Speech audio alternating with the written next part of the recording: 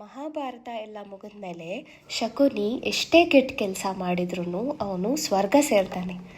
ಯಾಕೆ ಅಂದರೆ ಅವನು ಅವರ ತಂದೆ ಮತ್ತು ಅವರ ಬೇರೆ ಸಂಬಂಧಿಕರಿಗೆ ಒಂದು ಮಾತು ಕೊಟ್ಟಿರ್ತಾನೆ. ಆ ಮಾತನ್ನು ಅವನು ಉಳಿಸ್ಕೊತಾನೆ, ಹಾಗಾಗಿ ಸ್ವರ್ಗಕ್ಕೆ ಸೇರ್ತಾನೆ. ಅವನು ಏನು ಮಾತು ಕೊಟ್ಟಿರ್ತಾನೆ, ಇದಕ್ಕೆ ಸ್ವಲ್ಪ ಹಿಂದೆ ಹೋಗೋಣ. ಅವನು ಗಾಂಧಾರ ರಾಜ್ಯ ಇರ್ತಾನಲ್ಲ, ಅವನ ಮಗ ಶಕುನಿ, ಅವರಿಗೆ ಮತ್ತೆ ಇನ್ನೂ ಸ್ವಲ್ಪ ಜನ ಮಕ್ಕಳಿರ್ತಾರೆ. ಅವನಿಗೆ ಮಗು ಇರ್ತಾಳೆ, ಅವಳು ಗಾಂಧಾರಿನ ಭೀಷ್ಮ ಧೃತರಾಷ್ಟ್ರನಿಗೆ ಮದುವೆ ಮಾಡಿಕೊಡು ಅಂತ ಕೇಳ್ತಾನೆ. ಆವಾಗ ಗಾಂಧಾರ ರಾಜ ಅವನಿಗೆ ಭೀಷ್ಮ ಕೇಳ್ತಿದ್ದಾನೆ ಅಂತ ಅಂದ್ಕೊಂಡು ಅವನಿಗೆ ಇಲ್ಲ ಅನ್ನೋಕ್ಕಾಗಲ್ಲ ಅಂತ ಮದುವೆ ಮಾಡಿಕೊಟ್ಟಿರ್ತಾನೆ. ಆಮೇಲೆ ಮದುವೆ ಎಲ್ಲ ಮುಗ್ದಾದ್ಮೇಲೆ ಭೀಷ್ಮನಿಗೆ ಒಂದು ವಿಷಯ ಗೊತ್ತಾಗತ್ತೆ. ಅದರಿಂದ ಭೀಷ್ಮನಿಗೆ ತುಂಬ ಬೇಜಾರಾಗತ್ತೆ ಮತ್ತು ಕೋಪನೂ ಬರುತ್ತೆ. ಆ ವಿಷಯ ಏನು ಅಂತ ಹೇಳಿದ್ರೆ, ಗಾಂಧಾರಿಗೆ ಮಂಗಳ ದೋಷ ಇರತ್ತೆ. ಮಂಗಳ ದೋಷ ಅಂತ ಹೇಳಿದ್ರೆ, ಅವಳು ಯಾರನ್ನು ಮದುವೆ ಆಗ್ತಾಳೆ ಅವರು ಒಂದು ಸ್ವಲ್ಪ ಸಮಯದ ನಂತರ ಅವರು ಸತ್ತು ಹೋಗ್ತಾ ಇರ್ತಾರೆ. ಹಾಗಾಗಿ ಅವ್ರು ಏನು ಮಾಡಿರ್ತಾರೆ ಅಂತ ಹೇಳಿದ್ರೆ, ಗಾಂಧಾರಿನ ಒಂದು ಮರ ಅಥವಾ ಒಂದು ಪ್ರಾಣಿಗೆ ಮದುವೆ ಮಾಡಿಸ್ಬಿಟ್ಟು ಆಮೇಲೆ ಆ ಪ್ರಾಣಿನ ಬಲಿ ಕೊಡ್ತಾ ಇರ್ತಾರೆ. ಹಾಗೆ ಅವಳ ಮಂಗಳ ದೋಷ ಅಲ್ಲಿಗೆ ಮುಕ್ತಾಯ ಆಗ್ತಾ ಇರುತ್ತೆ. ಆಮೇಲೆ ಅವಳು ಯಾರನ್ನೇ ಮದುವೆ ಆದರೂ ಏನೂ ತೊಂದರೆ ಇರಲ್ಲ. ಸೊ ಈ ವಿಷಯ ಭೀಷ್ಮನಿಂದ ಮುಚ್ಚಿಟ್ಟಿರ್ತಾರೆ ಅಂತ ಭೀಷ್ಮನಿಗೆ ತುಂಬ ಕೋಪ ಬರುತ್ತೆ. ಅವನು ಗಾಂಧಾರ ರಾಜನಿಗೆ ಒಂದು ಆಹ್ವಾನ ಕಳಿಸ್ತಾನೆ. ನೀವು ನಿಮ್ಮ ಎಲ್ಲ ಸಂಬಂಧಿಕರು ಎಲ್ಲರೂ ನಮ್ಮ ಮನೆಗೆ ಔತಣಕ್ಕೆ ಬರಬೇಕು ಅಂತ. ಗಾಂಧಾರ ರಾಜ ನೋಡ್ತಾನೆ ಆಹ್ವಾನನ. ಅವನು ಯೋಚನೆ ಮಾಡ್ತಾನೆ, ಓ, ಸ್ವಯಂ ಭೀಷ್ಮನೇ ಕಳಿಸಿದ್ದಾನೆ, ಇದಕ್ಕೆ ಇಲ್ಲ ಅನ್ನೋಕ್ಕಾಗಲ್ಲ. ಮತ್ತು ನನ್ನ ಮಗಳನ್ನ ನಾವು ಅವ್ರ ಮನೆಗೆ ಕೊಟ್ಟಿದ್ದೀವಿ ಅಂದರೆ ಬೀಗ್ರ ಮನೆಯವ್ರು ಕರಿತಾ ಇದ್ದಾರೆ ಅಂತ ಹೇಳಿದ್ರೆ ನಾವು ಏನೇ ಕೆಲಸ ಇದ್ರೂ ಬಿಟ್ಟು ಹೋಗಲೇಬೇಕಾಗತ್ತೆ ಅಂತ ಯೋಚನೆ ಮಾಡಿ ಅವನು ಎಲ್ಲ ಸಂಬಂಧಿಕರನ್ನು ಕರ್ಕೊಂಡು, ಮಕ್ಕಳಿಗೂ ಹೆಂಡತಿ ಮತ್ತು ಎಲ್ಲ ಸಂಬಂಧಿಕರು, ಊರಿನ ಎಲ್ಲ ಸಂಬಂಧಿಕರನ್ನು ಕರ್ಕೊಂಡು ಅವನು ಹಸ್ತಿನಾಪುರಕ್ಕೆ ಹೋಗ್ತಾನೆ. ಹಸ್ತಿನಾಪುರಕ್ಕೆ ಬಂದ ಮೇಲೆ ಭೀಷ್ಮ ಅವ್ರು ಎಲ್ಲರನ್ನೂ ಒಂದು ಕಾರಾಗೃಹದಲ್ಲಿ ಬಂಧಿಸಿಟ್ಟಿರ್ತಾನೆ.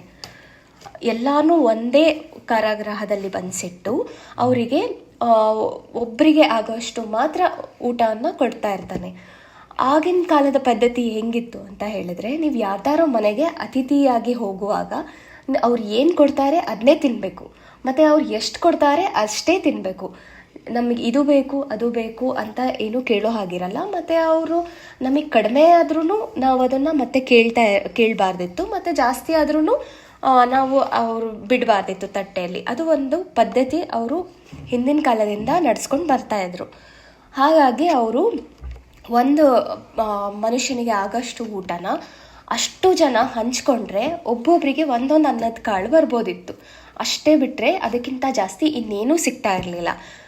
ಆಮೇಲೆ ಅವರು ಮೊದಲಿಗೆ ಅವರು ಅದನ್ನು ಹಂಚ್ಕೊಂಡು ತಿಂತಾಯಿದ್ರು. ಹೀಗೆ ಸ್ವಲ್ಪ ದಿನ ನಡೀತು. ಆದರೆ ಅದು ಯಾರಿಗೂ ಸಾಲ್ತಾ ಇರಲಿಲ್ಲ. ಹಾಗಾಗಿ ಸ್ವಲ್ಪ ಜನನೇ ಸತ್ತು ಹೋಗ್ತಾ ಬಂದರು. ಆಮೇಲೆ ಅವರಿಗೆಲ್ಲ ಅರ್ಥ ಆಯಿತು, ಈ ಥರ ಆದರೆ ಇದು ಕಷ್ಟ ಆಗತ್ತೆ. ಆಮೇಲೆ ನಾವು ಭೀಷ್ಮನ ಮೇಲ್ಗಡೆ ಎಲ್ಲರಿಗೂ ಸಿಟ್ಟು ಬಂದುಬಿಟ್ಟಿರತ್ತೆ, ಇವನು ಈ ಥರ ಮಾಡಬಾರ್ದಿತ್ತು ಅಂತ. ಅದಕ್ಕೆ ಅವನ ಮೇಲೆ ಸೇಡು ತೀರಿಸ್ಕೋಬೇಕು ಅಂತ ಎಲ್ಲರೂ ಡಿಸೈಡ್ ಮಾಡ್ತಾರೆ. ಆಮೇಲೆ ಅವರೆಲ್ಲರೂ